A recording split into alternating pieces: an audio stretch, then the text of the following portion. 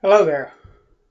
This video is what I do if I buy a used brush, how I take care of it, how I initially clean it and make it ready to be used. Now, if you think buying a used brush would give you cooties or something like that, if that idea sounds bad to you and you don't like it, well then this video is not for you. And so,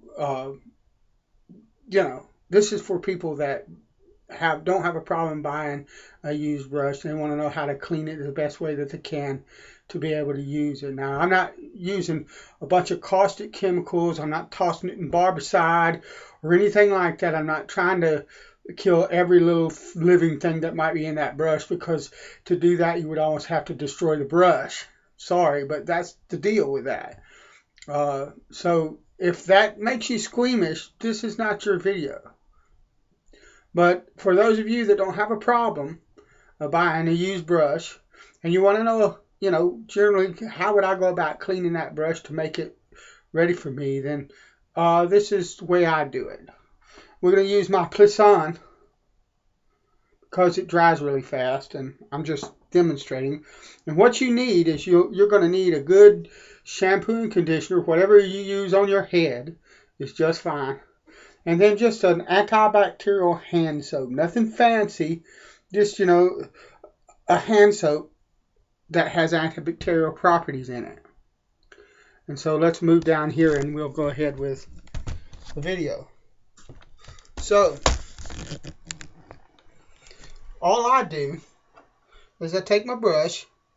I take the antibacterial soap. I put me some in my hand. Just a small drop, like you were going to wash your hands. Then I wet my brush. Get my brush good and wet.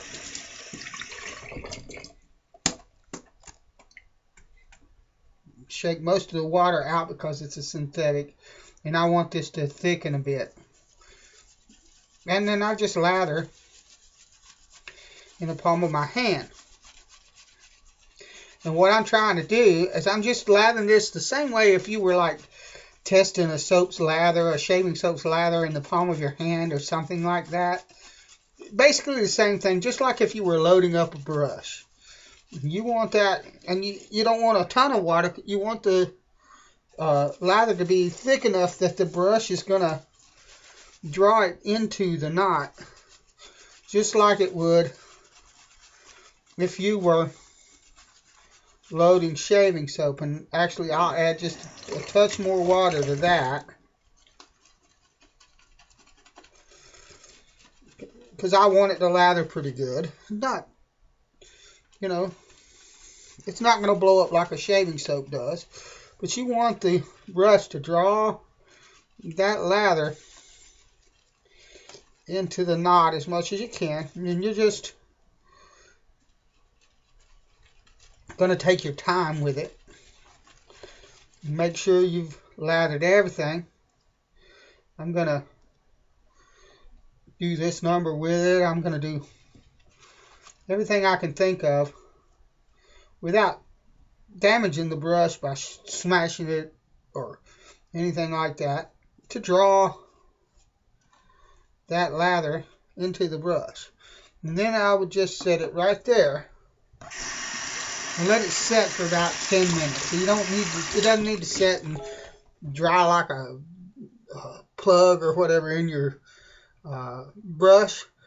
Right? It's just giving it 10 minutes or so to do whatever kind of work that mild antibacterial soap is going to do to clean that knot out. And then, say I've done that. If you watch this brush, you'll see that there's a ton of soap in that knot. Still pulling soap out of it. So, another thing, when you rinse brushes, if you take the brush and the knot and hold it like this in your hand, it doesn't hurt a bit to put that brush directly in that stream of water if you're supporting that knot like that.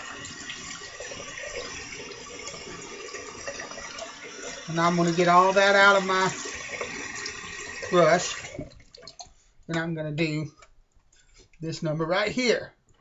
Now, normally what I would do then is take, here we go, and shampoo the brush, and immediately rinse the shampoo out of it, just like I would in my head, if I was shampooing my head, and then follow that with a good conditioner and work it into the knot and let it set. But the conditioner that I have, the shampoo I have here, is a 2-in-1, because this is what I have at the house. It's a 2-in-1 conditioning, shampoo and conditioner, and I'm just going to do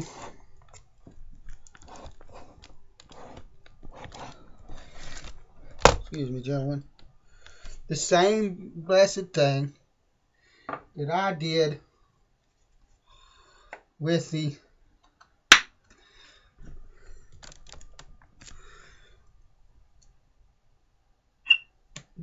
antibacterial soap. Just as much as I would, just a little dab like that, kind of like if I was trying to shampoo my small, tiny little head, and I don't have a whole lot of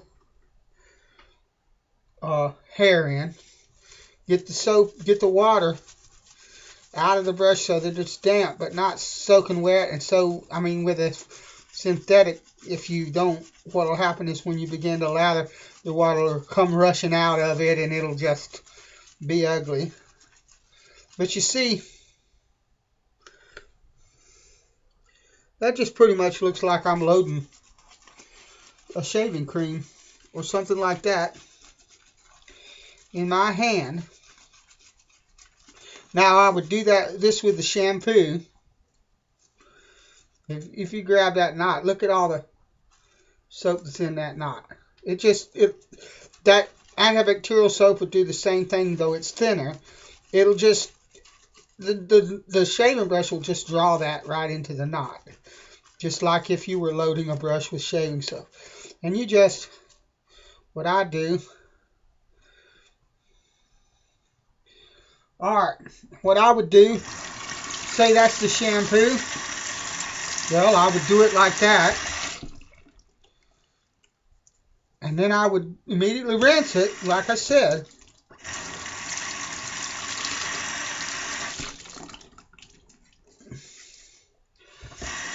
And then I would run conditioner, do the conditioner the same way, and I would actually let it set for a few minutes off to the side like I did with antibacterial soap. But I would let it set for a bit with a conditioner in it. Then I would rinse it out. And with these twist-on knots, I have noticed that if you don't get the soap out of the knot, the hairs will clump together in spots, and it'll look like there's holes in the top of the knot where you're missing hair and all kind of stuff because the soap is tending to make it all clump together like that. So, and I just, people say, well, you ought to grab it here. You know what? If shaking this brush out like this makes a knot fall out, epoxy's cheap, and I know how to put one back in. It's not that big of a deal, but you do what you want. Anyway, and then what I would do, I'd take me a towel. I'm using a washcloth because it's easy to show you here, and just do this right here with the brush. And what I do with a towel is I also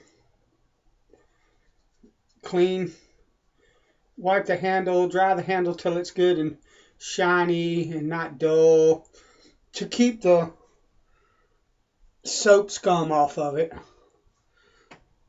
Lovely. Make the brush look good. That's all you have to do.